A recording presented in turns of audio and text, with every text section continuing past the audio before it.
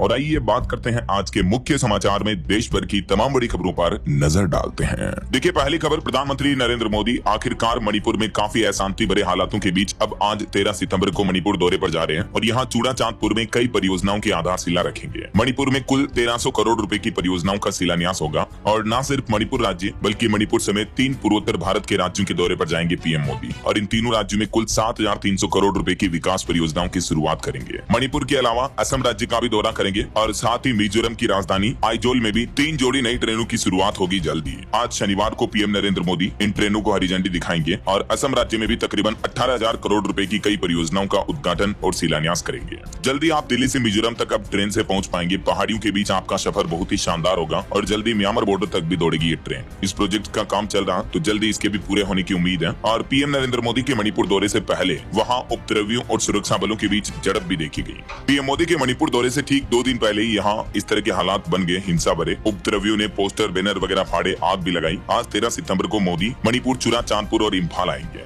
और अपने इस पूर्वोत्तर भारत के दौरे के दौरान ही आज मिजोरम से दिल्ली के लिए भी ये पहली ट्रेन सेवा 13 सितंबर से शुरू होने जा रही है। बेरवी सेरांग रेलवे लाइन 51 किलोमीटर लंबी है और ये हर शुक्रवार को चलेगी। चलिए अगला अपडेट देखिए। भारत को मिला नया उपराष्ट्रपति, सीपी राधाकृष्णन ने ग्रहण की शपथ और राधाकृष्णन भारत के 15वें उपराष्ट्रपति बन चुके हैं। सितंबर 2030 तक होगा इनका कार्यकाल। इस्तीफा देने के 53 दिन बाद जगदीप धनखड़ भी इस कार्यक्रम में नजर आए। देश की राष्ट्रपति द्रौपदी मुर्मू ने उनको शपथ दिलाई। चलिए अगला अपडेट देखिए। सुशीला कार्की नेपाल की पहली महिला प्रधानमंत्री बनी। आखिरकार नेपाल में कई दिनों की हिंसा के बाद अब सुशीला कार्की नेपाल की अंतरिम पीएम के रूप में चुनी गई। फिलहाल नेपाल सरकार में कोई मंत्री नहीं बना है। राष्ट्रपति ने ऐलान किया कि अगले 6 महीने में चुनाव होंगे, तब तक सुशीला कार्की ही अंतरिम पीएम के रूप में कार्यभार संभालेगी। और देखिए, हिंसा के हालातों के बीच 4 दिन बाद खुला भारत नेपाल का सोनौली बॉर्डर भी। आवश्यक सामान से भरे ट्रकों को मिली अनुमति। अब धीरे धीरे नेपाल में हालात सुधरने लगे हैं और ये जो नेपाल में बीते 3-4 दिनों में हिंसा हुई, इससे तकरीबन 1600 करोड़ के नुकसान होने का अनुमान है और नेपाल में फंसे कई भारतीय लोगों को रेस्क्यू भी किया गया। दिल्ली की उपासना गिल भी, जो नेपाल में फंस गई थी, भारतीय दल के साथ वापस लौटी। इंडियन एम्बेसी को थैंक यू बोला। नेपाल से पिंडदान करने गया जी आने वाली 100 बसें भी कैंसिल की गई। यात्री बोले कि पता नहीं बस में कहां आग लगा दे। 30,000 लोग यही ठहरे हुए हैं। पंजाब से भी नेपाल में फंसे 92 लोग वापस सुरक्षित लौट आए हैं। और नेपाल में देखिए, राजस्थान जयपुर के पर्यटकों की बस पर पत्थरबाजी के मामले भी देखने को मिले। कुछ भारतीय पत्रकारों को भी नेपाल वासियों ने हिंसा के माहौल के दौरान पीटा मारा, ये भी खबरें सामने आई। चलिए अगली खबर देखिए। एक रिपोर्ट सामने आ रही है कि निर्यातकों के लिए 22.5 अरब का पैकेज लाने की तैयारी कर रही है केंद्र सरकार और इस पैकेज के तहत बिना गारंटी के सस्ते ब्याज पर कर्ज दे सकती है गवर्नमेंट। जो हाल ही में अमेरिका ने 50% टैरिफ लगाया है भारत के एक्सपोर्ट पर, तो उससे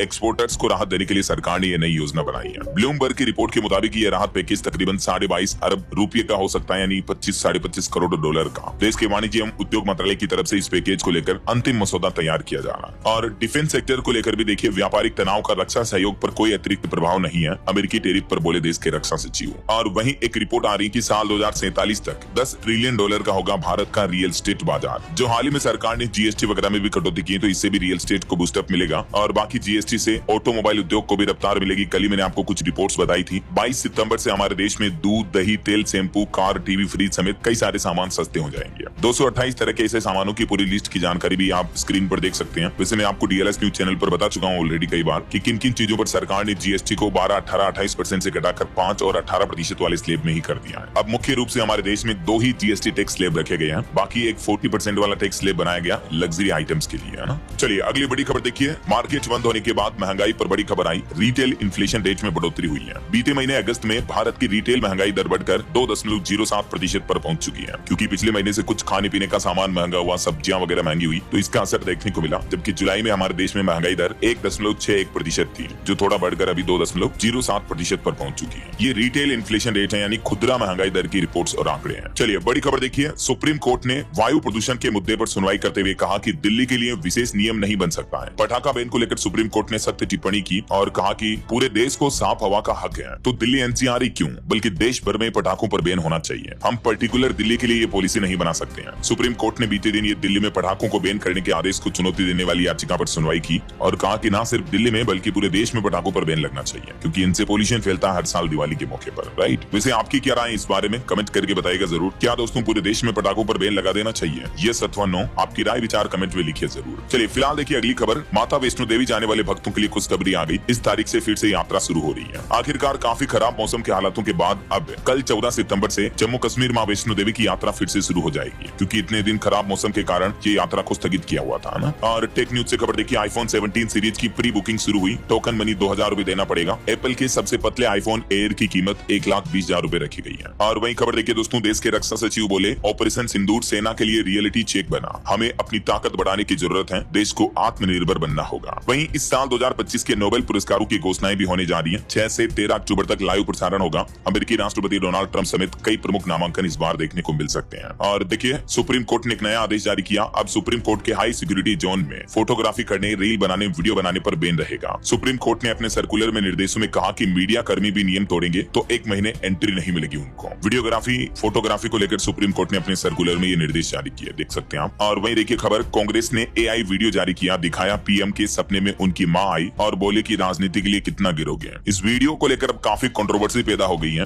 गिरिराज ने कहा कि राहुल खुद गिर चुके हैं। पहले आपको बताऊंगा, बिहार में वोटर अधिकार यात्रा के दौरान पीएम नरेंद्र मोदी और उनकी मां को गाली देने के मामले पर बवाल मचा था। तो इसके बाद अब कांग्रेस ने अपने ट्विटर हैंडल पर ये एक AI जनरेटेड वीडियो पोस्ट किया है। और इस वीडियो के बाद भी बिहार में काफी सियासी पारा चढ़ गया है, क्योंकि 36 सेकंड के इस वीडियो में पीएम मोदी से मिलते शख्स और उनकी दिवंगत मां हीराबेन से मिलती जुलती महिला को दिखाया गया है। और वीडियो के कैप्शन में लिखा, साहब के सपनों में आई मां। देखिए जरा पॉलिटिक्स में किस तरह की राजनीति चल रही है। क्या कहना चाहोगे दोस्तों आप ऐसी हरकतों पर? कमेंट करके आपकी राय विचार बताएगा जरूर। और वहीं खबर देखिए, सुप्रीम कोर्ट ने उमर खालिद, शर्जील इमाम की जमानत याचिका 19 सितंबर तक टाली, कहा कि फाइल में देरी हुई। इन पर आरोप है कि ये फरवरी 2020 में हुए दिल्ली दंगों के मास्टरमाइंड थे, जिसमें 53 लोगों की मौत हुई थी। और बड़ी खबर देखिए, बीते दिन दिल्ली और बॉम्बे हाईकोर्ट को बम से उड़ाने की धमकी मिली। हालांकि ये धमकी झूठी निकली। ईमेल में दोपहर बाद ब्लास्ट की बात कही गई थी। बिहार में भी धमाके को लेकर अलर्ट जारी हुआ। वहीं राजनीतिक दलों में भी बढ़ते भ्रष्टाचार और मनी लॉन्ड्रिंग को लेकर अब सुप्रीम कोर्ट में की याचिका लगाई गई। तो कोर्ट ने चुनाव आयोग और केंद्र सरकार को नोटिस भी भेजा और 4 सप्ताह में जवाब मांगा। और खबर देखिए, राहुल गांधी बोले कि मणिपुर में लंबे समय से हिंसा हो रही, अच्छी बात यह है कि अब मोदी जा रहे हैं, लेकिन वोट चोरी फिर भी बड़ा मुद्दा है। चलिए खबर आ रही, भारतीय वायुसेना को नवंबर महीने में मिलेंगे 2 Tejas mark 1A fighter jet. HAL को एक इंजन मिला, दूसरा 15 दिन बाद आएगा। 2028 तक कुल 83 विमान देने हैं। और सरकार ने एक लक्ष्य ये भी रखा है, अगले 3 साल में स्वदेशी सौर सेल बनाने लगेगा भारत। देश के ऊर्जा मंत्री बोले कि ग्रीन एनर्जी के क्षेत्र में देश की पहचान बनेगी और अब सोलर प्लेटों का निर्माण भारत में ही खुद मेड इन इंडिया प्लेट्स के जरिए होने लगेगा। और भारत के लिए बड़े गर्व की बात देखिए, हरियाणा गुरुग्राम की 3 बहनें ताइक्वांडो में इंटरनेशनल मेडलिस्ट रही। एशिया इंडिया रिकॉर्ड में नाम दर्ज हुआ इनका। उद्योग मंत्री ने इनको सम्मानित भी किया। और हरियाणा गुरुग्राम में ही इंडियन नेवी का बेस INS अरावली भी शुरू हुआ। नेवी चीफ त्रिपाठी बोले कि महासागर में सुरक्षा की निगरानी कर सकेंगे। चलिए बड़ी खबर देखिए, नक्सलवाद पर छत्तीसगढ़ में 5 करोड़ के इनामी समेत 12 और नक्सली ढेर हुए। बाल कृष्णन अकेले 2 करोड़ का इनामी था। हेलीकॉप्टर से लाए गए 6 पुरुष और 4 महिलाओं के शव भी। बीते दिन से ही छत्तीसगढ़ के गरियाबंद जिले में नक्सलियों और जवानों के बीच ये मुठभेड़ चल रही है। और वहीं देखिए, हिमाचल के मंडी से बीजेपी सांसद और बॉलीवुड एक्ट्रेस कंगना रनौत को भी सुप्रीम कोर्ट ने राहत देने से इनकार कर दिया है। सुप्रीम कोर्ट ने कहा कि आपने अपने ट्वीट में मसाला डाला। एक महिला किसान को उन्होंने 100 रुपए में धरना देने वाली बताया था, तो ये तो सरासर अपमान है। तो सुप्रीम कोर्ट ने कंगना रनौत को राहत नहीं दी। और वहीं खबर देखिए दोस्तों, उत्तर प्रदेश के गाजियाबाद में नकली नोटों के सप्लायर का एक बड़ा रैकेट पकड़ा गया। इसके मास्टरमाइंड को गिरफ्तार कर लिया गया। 12वीं पास है। नकली नोट, क्रिप्टो और गेमिंग ऐप के जरिए लोगों से करोड़ों रुपए की ठगी करते हैं। ये उत्तर प्रदेश के गाजियाबाद में ये ठगी के एक बड़े नेटवर्क का खुलासा हुआ है। आप भी नोटों का लेन देन करते समय सावधान रहें जरूर। और वहीं एक श्रद्धांजलि, हरियाणा के ओलंपियन रेसलर बजरंग पुनिया के बड़े भाई ने उनके पिताश्री को मुखाग्नि दी। अंतिम संस्कार में विनय समेत कांग्रेस के कई बड़े नेता नहीं आए। साक्षी और बबीता के पति मौजूद रहे। वहीं देखिए खबर, पाकिस्तानी हैंडल से बिहार में बम ब्लास्ट की धमकी दी गई। ट्विटर पर लिखा, 12 सितंबर की शाम 4 बजे ब्लास्ट होगा, रोक सके तो रोक ले। उसके बाद बिहार के सभी जिलों में अलर्ट भी जारी हुआ। बिहार में चुनावी माहौल के बीच ये बम की पोली खोखली धमकियां मिल रही हैं। और खबर आ रही है, हरियाणा में JP नड्डा करेंगे स्वस्थ नारी सशक्त परिवार अभियान की शुरुआत। रोहतक में 17 सितंबर को कार्यक्रम का आयोजन होगा। मुख्यमंत्री नायब सिंह सैनी भी इसमें साथ रहेंगे। हरियाणा में प्रदेश सरकार ये नए अभियान की शुरुआत करने जा रही। पीएम नरेंद्र मोदी के जन्मदिन से 17 तारीख से है ना। और देखिए, सिवलिंग ट्रेडमार्क पर पंजाब हरियाणा हाईकोर्ट ने एक बड़ा फैसला सुनाया। याचिकाकर्ता से कहा कि इतनी संवेदनशीलता की जरूरत नहीं है, ऐसे प्रयोग पहले भी हुए हैं। दरअसल एक याचिकाकर्ता ने कहा था कि कई सारी कंपनियां अपने लोगो वगैरह में ट्रेडमार्क में धार्मिक चिन्हों का इस्तेमाल करती हैं, तो उस पर रोक लगनी चाहिए। तो इस मामले पर सुनवाई करते हुए हाईकोर्ट ने ये बयान दिया। वहीं खबर आ रही है, अब सरकार का प्लान है, रेयर अर्थ मैग्नेट व महत्वपूर्ण खनिजों के उत्पादन को मिलेगा प्रोत्साहन। भारी उद्योग और इस्पात मंत्री HD कुमारस्वामी ने बताया कि सरकार घरेलू स्तर पर रेयर अर्थ मैग्नेट के उत्पादन को बढ़ावा देने के लिए भी प्रोत्साहन पैकेज तैयार कर रही है, ताकि चीन पर इसकी निर्भरता कम हो सके, है ना। चलिए खबर देखिए, SSC CGL Tier 1 exam Gurugram के सेंटर पर कैंसिल हुआ। दिल्ली, कोलकाता, जम्मू में भी रद्द होने का दावा किया जा रहा है। एग्जाम में गड़बड़ियों के वीडियो वायरल होने के बाद ये कई सारे सेंटर्स पर स्टूडेंट ने नारेबाजी भी की और उसके बाद एग्जाम कैंसिल किए गए। और बड़ी खबर देखिए, देश में एक साथ SIR करवाने की तैयारी में है चुनाव आयोग। 2 लाख नए BLO जुड़ेंगे, हर एक पर 250 करोड़ की जिम्मेदारी होगी। दरअसल मतदाता सूचियों के विशेष गहन पुनरीक्षण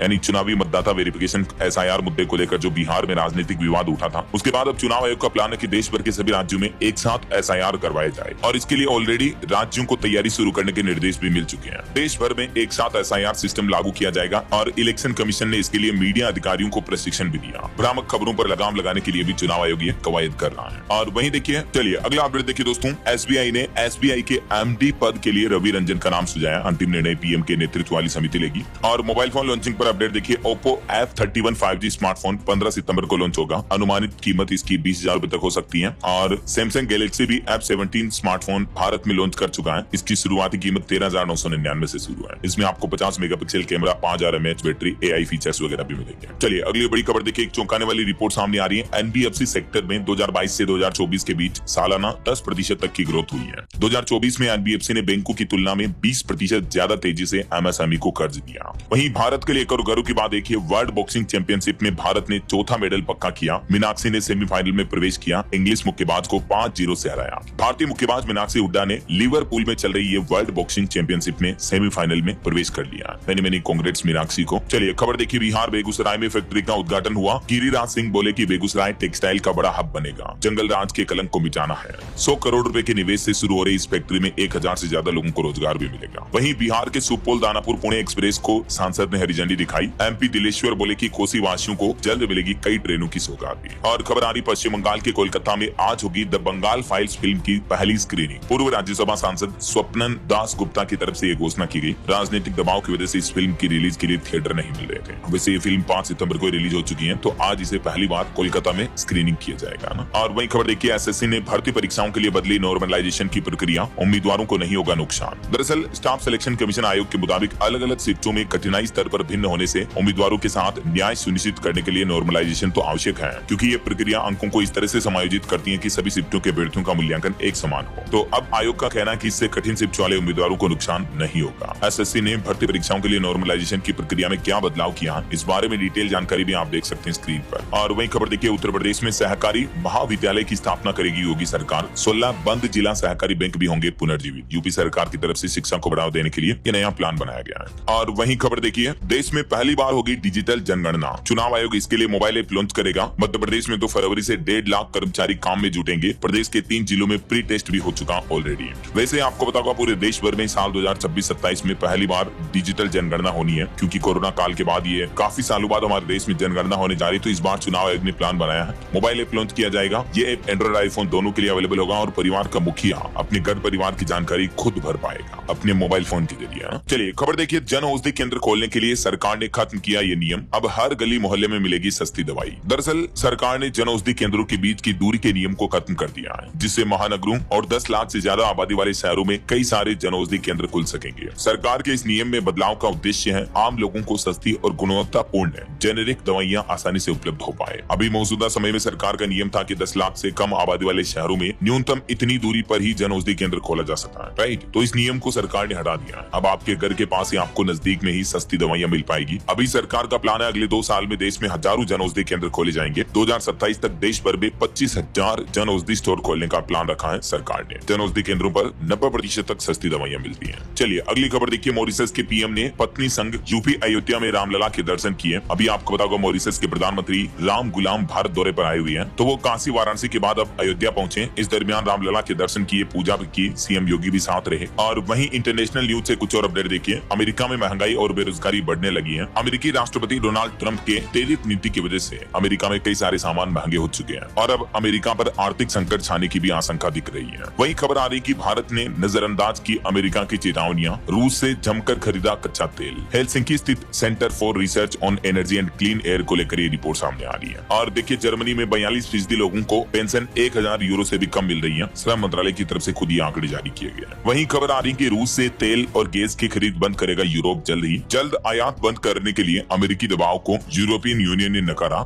लेकिन 27 देशों वाला यूरोपीय संघ अब 2028 में रूस से तेल और गैस का आयात पूरी तरह से बंद कर देगा। ये EU की तरफ से प्लान किया जा रहा है। और वहीं देखिए, इजराइल के प्रधानमंत्री बेंजामिन नेतन्याहू बोले कि फिलिस्तीन देश नहीं बनेगा, अपनी विरासत और जमीन की हम रक्षा करेंगे। और खबर देखिए, यूक्रेन में फंसे फतेहाबाद के एक युवक ने वॉइस मैसेज भेजा, बोले कि हमें सुबह 5 बजे युद्ध में लेकर जाएंगे। उन्होंने अपने भाई से कहा कि अब फोन नहीं लगेगा। हाल ही में दोस्तों आपको पता होगा कई सारे ऐसे मामले सामने आए हैं कि यहाँ भारत के युवाओं को रूस की सेना में भर्ती किया जा रहा है। तो इसी मामले से संबंधित ये यूक्रेन में फंसे एक युवक ने वॉइस मैसेज भी भेजा है। चलिए अगला अपडेट देखिए, सहारा के निवेशकों के लिए बड़ी राहत भरी खबर आ रही है। अब अगले साल 2026 तक मिल सकेगा उनको पैसा। सुप्रीम कोर्ट ने 5,000 करोड़ के भुगतान को मंजूरी दी है। सुप्रीम कोर्ट ने सहारा ग्रुप की ओर से सेबी को, जो मार्केट रेगुलेटर सेबी है, उसके पास जमा किए गए 24,000 करोड़ रुपए में से 5,000 करोड़ रुपए सहारा ग्रुप की कोऑपरेटिव सोसाइटी के निवेशकों को भुगतान करने का आदेश जारी किया। तो 2026 तक ढेर सारा अमाउंट जो है निवेशकों को मिल सकेगा। सहारा निवेशकों के लिए राहत भरी खबर आ रही है। लोगों को रिफंड जारी करने के लिए पहला 5,000 करोड़ का आदेश जारी किया है सुप्रीम कोर्ट ने, है ना। और वहीं दोस्तों यूपीआई को लेकर भी एक नया नियम लागू होने जा रहा। अब 15 सितंबर से व्यक्ति से व्यापारी यानी P2M, person to merchant, daily लेन देन की लिमिट को एनपीसीआई बढ़ाकर 10 लाख रुपए करने जा रहा है। जो अभी 5 लाख रुपए ही है, तो 10 लाख रुपए तक की खरीदारी का यूपीआई से आप भुगतान कर पाएंगे पर डे। 15 सितंबर से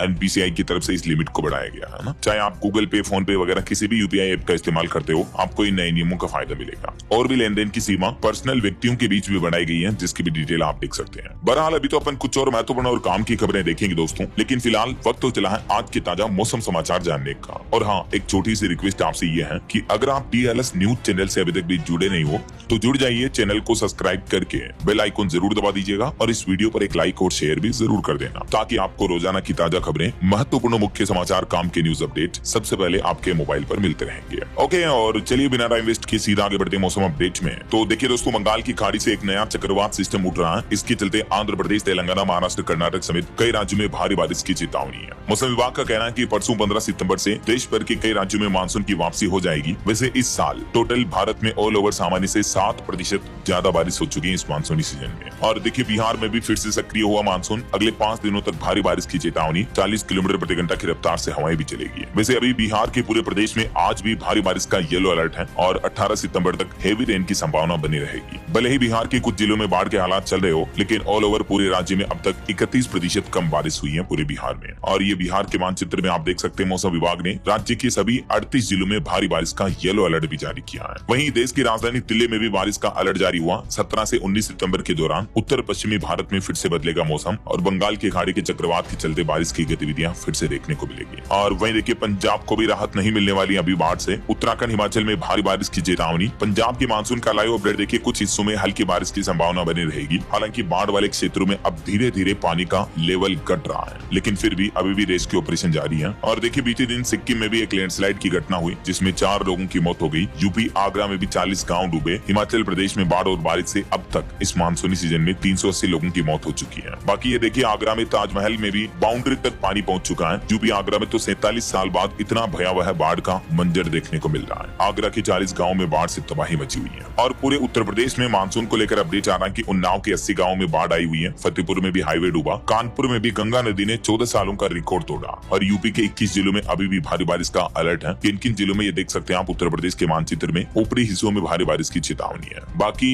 राजस्थान में भी अगले सप्ताह फिर से एक्टिव होगा मानसून। अभी 3-4 दिन मौसम जो थोड़ा ठंडा रहेगा, शुष्क रहेगा, लेकिन 17 सितंबर से राजस्थान में मानसून एक बार फिर से एक्टिव होगा। और इस दरमियान कोटा, उदयपुर संभाग के जिलों में बारिश की गतिविधियां शुरू होने के आसार हैं। वहीं देखिए मध्य प्रदेश में भी अगले 4 दिन भारी बारिश का अलर्ट नहीं है, लेकिन जबलपुर में बरगी बांध के 9 गेट खोले गए। कोटे से 10% ज्यादा बारिश हुई। MP के 30 जिलों में बारिश का कोटा फुल हुआ। और हरियाणा में देखिए 5 जिलों में आज भी हल्की बारिश की चेतावनी। 16 सितंबर के बाद फिर सक्रिय होगा मानसून। देश की आर्थिक राजधानी मुंबई में भी 14-15 सितंबर को लौटेगा मानसून। शहर और उपनगर में भारी बारिश का अलर्ट है, क्योंकि ये जो बंगाल की खाड़ी में नया सिस्टम उठ रहा है, इस वजह से आंध्र प्रदेश, तेलंगाना, महाराष्ट्र, कर्नाटक समेत कई राज्यों में भारी बारिश होगी है। बाकी और भी दोस्तों अगले 24 घंटों के दौरान देश भर में मौसम पूर्वानुमान क्या रह सकता है, स्काईमेट वेदर की रिपोर्ट के मुताबिक आप अलग अलग राज्यों की डिटेल आप देख सकते हैं स्क्रीन पर। वैसे अभी मौसम विभाग ने रेड अलर्ट तो किसी भी राज्य में जारी नहीं किया है, लेकिन महाराष्ट्र, मेघालय, नागालैंड, अरुणाचल प्रदेश समेत इन राज्यों में ऑरेंज अलर्ट है। और बाकी मध्य भारत, उत्तरी, पूर्वी और दक्षिणी भारत के अधिकतर राज्यों में येलो अलर्ट की चेतावनी रहेगी। ओके, और चलिए दोस्तों अब अपन आज के सराफा बाजार पर नजर डाल लेते हैं। तो देखिए सोना 1,10,000 रुपए के नए ऑल टाइम हाई पर पहुंच चुका है, जबकि चांदी भी आज 3509 रुपए बढ़कर 1,28,000 रुपए प्रति किलो पहुंच चुकी है। इसी साल चांदी की कीमतें 41,900 रुपए तक बढ़ चुकी है। देखिए सोने चांदी के भाव में लगातार दिनों दिन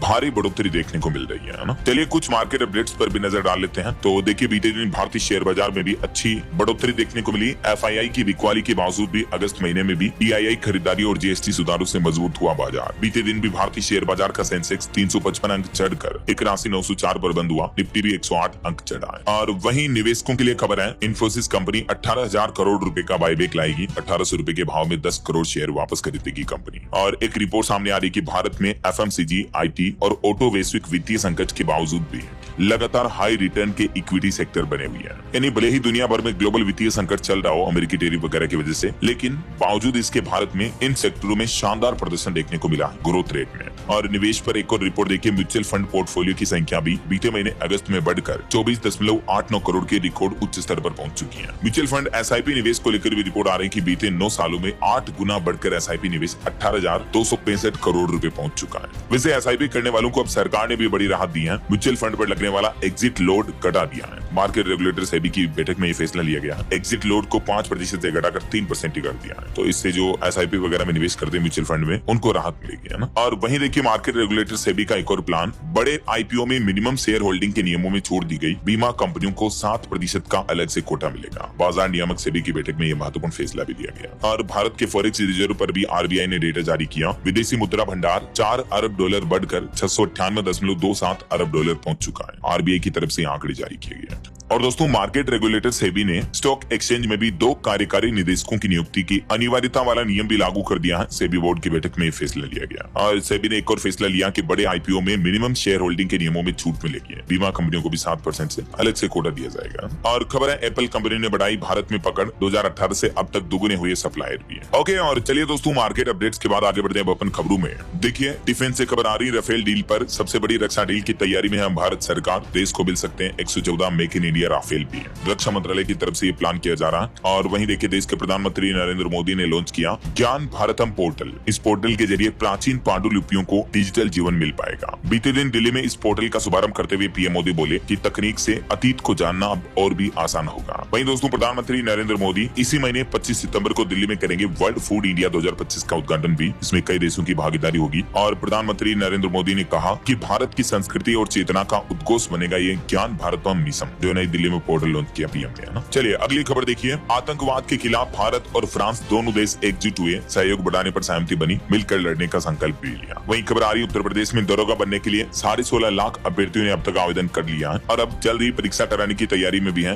बोर्ड। उत्तर प्रदेश पुलिस के 4543 पदों पर जो हाल ही में रिक्रूटमेंट निकली थी, उस पर ये टोटल आवेदन को लेकर रिपोर्ट सामने आ गया। और खबर देखिए उत्तर प्रदेश में खुलेगा राज्य सहकारी महाविद्यालय भी। मुख्यमंत्री योगी आदित्यनाथ बोले कि शोध व अध्ययन को मिलेगा बढ़ावा, अलग अलग जिलों में खोले जाएंगे। वहीं इंडिया और यूरोपियन यूनियन FTA को लेकर भी खबर आ रही है कि अंतिम रूप देने के लिए गंभीरता से बढ़ रहे हैं दोनों भारत और यूरोपियन यूनियन। ये कहना देश के वाणिज्य मंत्री पीयूष गोयल का। और खबर देखिए SSC CGL एग्जाम को लेकर अपडेट आ रहा, दिल्ली गुरुग्राम से लेकर जम्मू झारखंड तक पहले ही दिन कई केंद्रों पर रद्द हुई CGL की परीक्षा भी। वहीं मार्केट रेगुलेटर सेबी ने एक और नया आदेश जारी किया, स्टॉक एक्सचेंजों में अब 2 कार्यकारी निदेशकों की नियुक्ति अनिवार्य होगी। सेबी बोर्ड बैठक में फैसला लिया गया। और वहीं देखिए गुजरात के मुख्यमंत्री भूपेंद्र पटेल सरकार ने पूरी की 4 साल औद्योगिक विकास से नीति निर्धारण तक गुजरात में कई नई विकास योजनाओं को रफ्तार दी जाएगी आज 13 सितंबर को, है ना, इस मौके पर। और देखिए सुप्रीम कोर्ट ने कहा कि राजनीतिक पार्टियों के लिए धर्मनिरपेक्षता सुनिश्चित करने के लिए नियम बनाने की मांग की है सुप्रीम कोर्ट में एक याचिका दायर करते हुए। और सुप्रीम कोर्ट ने यह भी कहा कि विकलांगों को अधिकार दिलाने पर शीर्ष अदालत सख्त है। शिक्षा नौकरी में उन्हें बराबरी का हक मिलना चाहिए, चाहे कोई दिव्यांग ही क्यों ना हो। ये सुप्रीम कोर्ट की तरफ से महत्वपूर्ण आदेश जारी किया गया है। और वहीं खबर देखिए दोस्तों, अनुपस्थित रहने वाले दलों की रद्द हो मान्यता।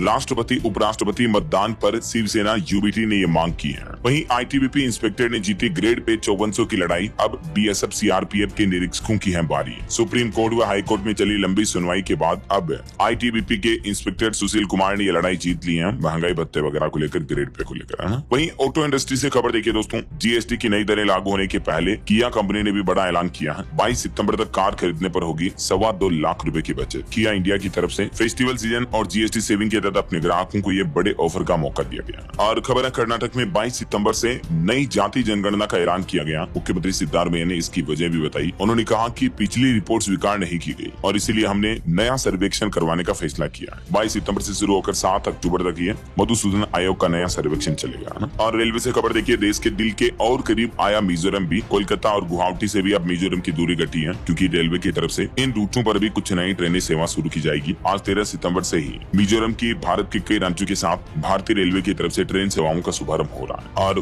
वैज्ञानिकों की एक चिंताजनक रिपोर्ट देखिए, जंक फूड से अपने लाडले बच्चों को बचाएं। हर 10वां बच्चा मोटापे से जूझ रहा है। कम वजनी से मोटे बच्चों की संख्या ज्यादा हो गई है। यूनिसेफ की वर्ल्ड न्यूट्रिशन की रिपोर्ट बताती है कि दुनिया भर में हर 10 में से एक बच्चा मोटापे की वजह से जूझ रहा है, और वो भी मुख्य वजह यह है कि फास्ट फूड खाने की वजह से। दुनिया भर में बच्चों का ये आंकड़ा 18 साढ़े 18 करोड़ से भी ज्यादा पहुंच चुका है। देखिए जरा, चलिए खबर देखिए, DASL ने इंदिरा के साथ मिलकर बनाया 3D वायु निगरानी रडार। अब हवा में ही ढेर हो जाएंगे दुश्मन। वहीं डॉक्टरों ने मरीज को दी नई जिंदगी। तिरुवनंतपुरम में एयरलिफ्ट कर लाया गया अंग। कोच्चि में सफल हृदय प्रत्यारोपण भी किया गया। और होम लोन पर आज की खबर आ रही, सरकारी बैंक ने कटाई MCLR की दरें। 50 लाख तक के लोन पर अब आपको बचत होगी। दरअसल यूको बैंक की तरफ से 1 साल की MCLR में कटौती की गई है, अब 8.90% कर दिया है। और ये गिरी हुई ब्याज दरें कल 12 सितंबर से लागू हो चुकी है ना। चलिए बड़ी खबर देखिए दोस्तों, नकली दवाओं के बड़े रैकेट का खुलासा हुआ है। लखनऊ से अलीगढ़ तक हो रही थी सप्लाई। आप भी दवाइयां खाते समय या लेन देन करते समय सावधान रहे, है ना। और वहीं देखिए, केदारनाथ हेली सेवा यात्रा को लेकर खबर आ रही, पहले ही दिन 4700 टिकट बुक हुए हैं। 15 से 22 सितंबर तक की यात्रा के लिए बुकिंग हो रही है।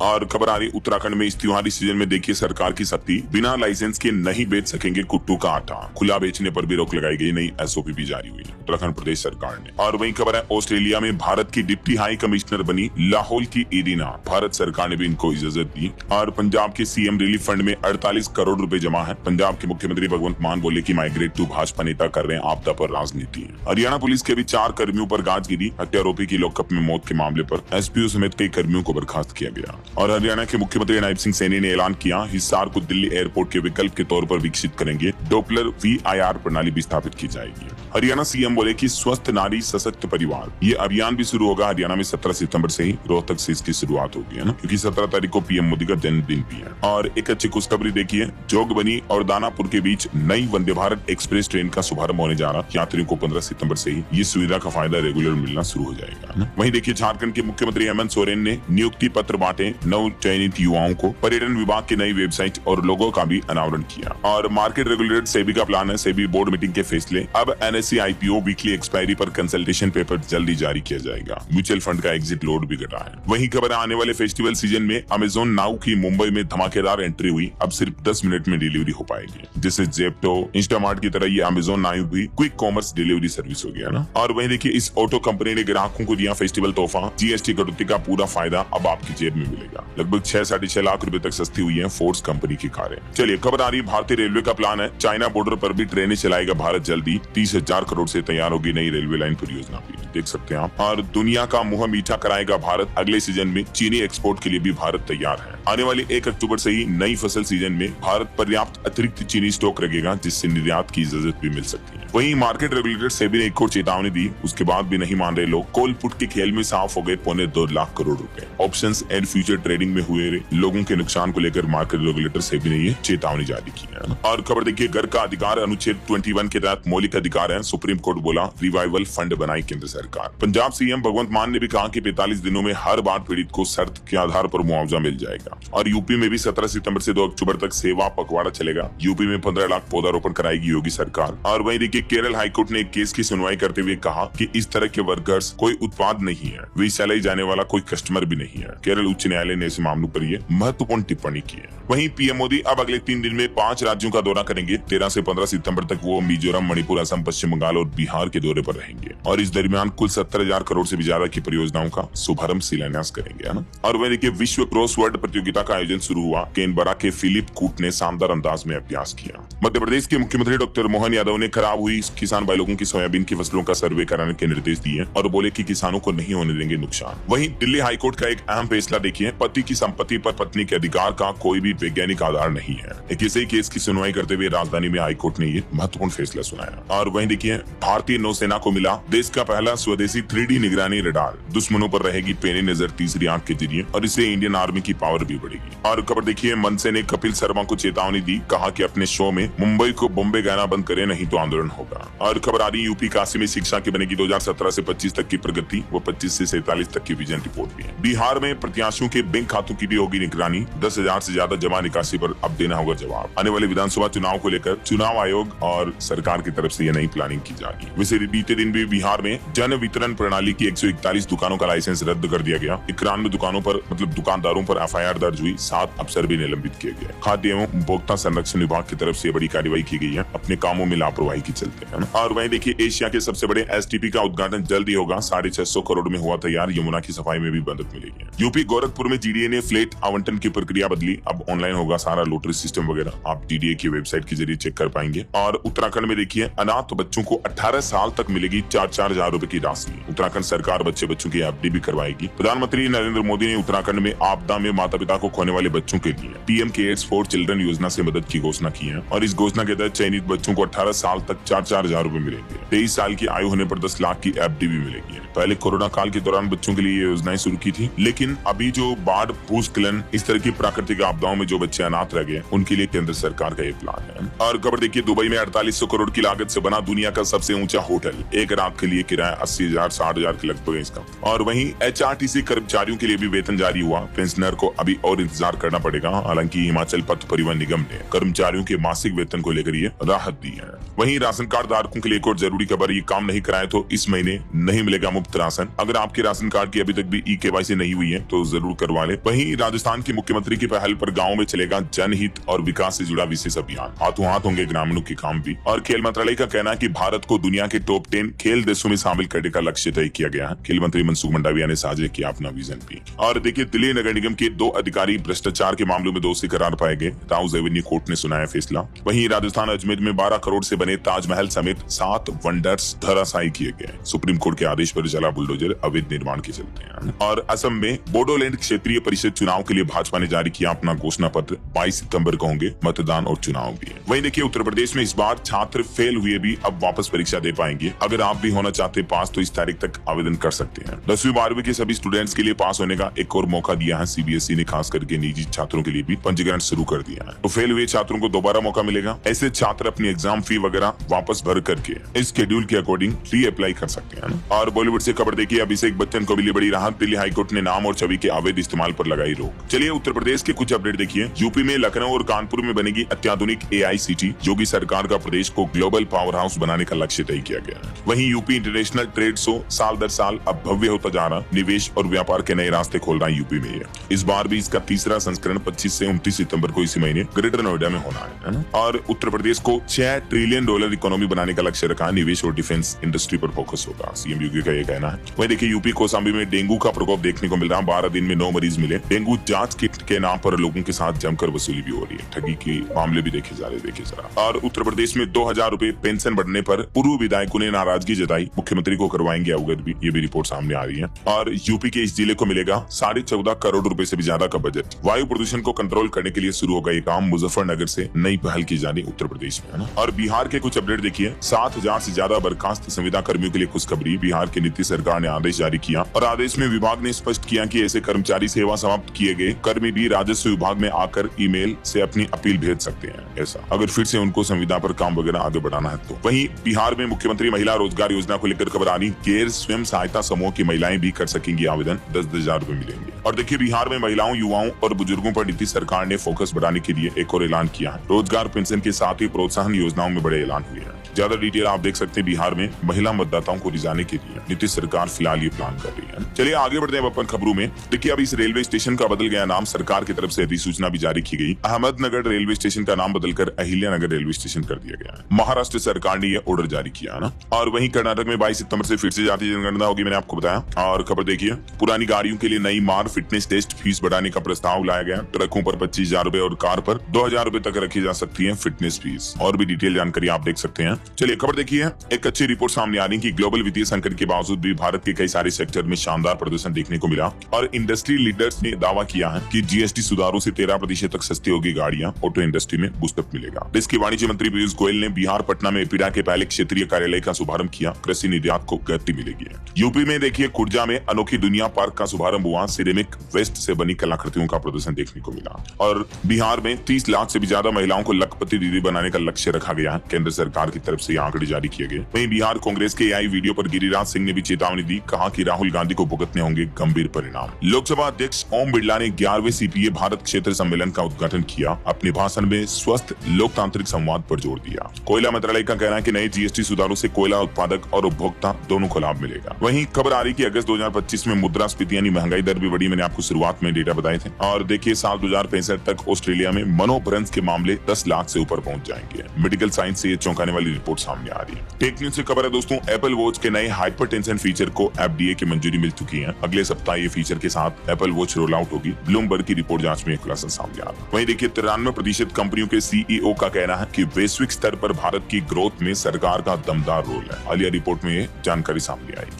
और पीएम मोदी ने ज्ञान भारतम पोर्टल का शुभारंभ किया। इससे पांडुलिपि विरासत को नया जीवन मिलेगा। वहीं खबर है उत्तराखंड में पर्यटन के लिए केंद्र और एडीबी ने $126 मिलियन के ऋण समझौते पर हस्ताक्षर भी किए। चलिए दोस्तों अब अपन कुछ और स्टेट न्यूज अपडेट देख लेते हैं फटाफट से। देखिए राजस्थान में प्रधानमंत्री आवास योजना शहरी 2.0 के तहत 9,763 नए आवासों को मंजूरी मिली है। राजस्थान जयपुर में प्रो कबड्डी लीग सीजन 12 की शुरुआत हुई। राजस्थान में अगले सप्ताह फिर से एक्टिव होगा मानसून, बारिश बढ़ेगी। और देखिए 3 साल बाद मिला एक ग्राहक को बिजली कनेक्शन, हर उपभोक्ता को मिलेगा 2 लाख तक का मुआवजा। उपभोक्ता आयोग की तरफ से यह बड़ा अहम फैसला सुनाया गया। राजस्थान के जोधपुर का यह मामला है। वहीं जोधपुर में बनेगा हाई स्पीड रेल का बड़ा सेंटर भी। 200 करोड़ में पहला Vande Bharat sleeper coach maintenance depot तैयार किया जा रहा है। और राजस्थान हाईकोर्ट ने एक और महत्वपूर्ण आदेश में कहा कि दुकानदारों को नई राशन दुकानें रोकने का अधिकार नहीं है। वहीं देखिए हरियाणा में हिसार जयपुर फ्लाइट सेवा शुरू हुई। 1 घंटे का सफर 2300 रुपए किराया होगा। राजस्थान की डिप्टी सीएम दिया कुमारी बोले कि राजस्थानी संस्कृति छुपे खजानों को दुनिया के सामने लाए। राजस्थान के सभी 33 जिलों में जल्दी बनेंगे नए क्रिकेट स्टेडियम भी। और राजस्थान के आरटीओ में भी अब ऑनलाइन चालान सिस्टम शुरू होगा। और इधर देखिए मध्य प्रदेश में लाडली बहनों के खातों में एमपी सरकार ने 1541 करोड़ रुपए भेजे। झाबुआ में मुख्यमंत्री बोले कि जो कांग्रेसी कहते हैं बहनें दारू पीती हैं, उन्हें घर मोहल्ले में घुसने मत देना। दरअसल बीते दिन लगभग 1.25 करोड़ से भी ज्यादा लाडली बहनों के खातों में ये 1550 करोड़ रुपए के लगभग ट्रांसफर किए गए मुख्यमंत्री मोहन यादव द्वारा। और देखिए मध्य प्रदेश में नियमित शिक्षकों को बड़ी राहत मिली। अतिथि शिक्षकों पर सख्ती बरती जाएगी। ऑनलाइन अटेंडेंस न होने से 97,000 अतिथि टीचर्स का मानदेय अटका। छत्तीसगढ़ में अब निजी स्कूल भी आएंगे ईएसआई एक्ट के दायरे में। और देखिए रैली जुलूस प्रोग्राम के लिए अब नगर निगम से लेनी होगी परमिशन। छत्तीसगढ़ रायपुर में आदेश जारी हुआ। वहीं मुख्यमंत्री विष्णुदेव साय ने जीएसटी सुधार को भी ऐतिहासिक बताया। बोले कि हर परिवार की 50,000 की बचत होगी। छत्तीसगढ़ की धान खरीदी में भी बड़ा बदलाव किया गया है। अब एग्री स्टेक किसान पोर्टल पर होगा पंजीकरण। किसानों के पंजीयन का पुराना सिस्टम क्या था और नया सिस्टम क्या होगा, इसकी जानकारी भी आप देख सकते हैं स्क्रीन पर, है ना। और पीएम मोदी के जन्मदिन के दिन छत्तीसगढ़ रायपुर में भी 21 सितंबर को युवा मैराथन नमो का आयोजन होगा। वैसे पीएम का बर्थडे 17 सितंबर को है। 17 से 21 तारीख तक ये कार्यक्रम चलेंगे। वहीं छत्तीसगढ़ में 25 नए एनएचएम संविदा कर्मियों की भर्ती हुई। और यूपी में साल 2047 तक जन जागरूकता अभियान चलाया जाएगा। बिहार में पहली बार खेलो इंडिया जोनल तीरंदाजी प्रतियोगिता का आयोजन हुआ। झारखंड में दुर्गा पूजा पंडालों में प्रवेश और निकास द्वार अलग रखना होगा। बिजली तारों की सुरक्षा जांच भी अनिवार्य हो, सरकार ने आदेश जारी किए। और हरियाणा के स्कूलों के पास नशे की बिक्री पर रोक रहेगी। 100 गज के दायरे में गुटखा सिगरेट तंबाकू बेचने पर सख्त कार्रवाई होगी। स्कूल कोचिंग इंस्टीट्यूट के परिसर के आसपास, है ना। और उत्तराखंड में मुख्य सचिव ने हरिद्वार कुंभ के इंफ्रास्ट्रक्चर का निरीक्षण भी किया। ओके, और चलिए दोस्तों कुछ एजुकेशनल अपडेट्स देख लेते हैं। देखिए राजस्थान कांस्टेबल परीक्षा आज 13 सितंबर से शुरू हो रही है। 5 लाख उम्मीदवारों के लिए गाइडलाइंस जरूरी जारी हुई। पुलिस कांस्टेबल भर्ती परीक्षा को लेकर सेंटरों पर जेमर लगाए जाएंगे, यानी नेटवर्क वगैरह बाधित रहेंगे। कुछ एक्स्ट्रा ट्रेनें वगैरह भी चलाई जाएगी। आज ये एग्जाम होगा। और इसके अलावा राजस्थान के शहरी विकास और समग्र शिक्षा अभियान को भी नई गति मिलेगी। केंद्र सरकार ने इसके लिए 541 करोड़ रुपए के बजट धनराशि भी जारी की है। ओके, और चलिए दोस्तों अंत में आज के राशिफल पर नजर डाल लेते हैं। देखिए मिथुन और मीन राशि वालों को कोई शुभ समाचार मिल सकता है, तो वृश्चिक राशि वालों के भी इनकम सोर्स बढ़ेंगे। और भी कुछ अलग अलग राशियों का राशिफल आप देख सकते हैं स्क्रीन पर।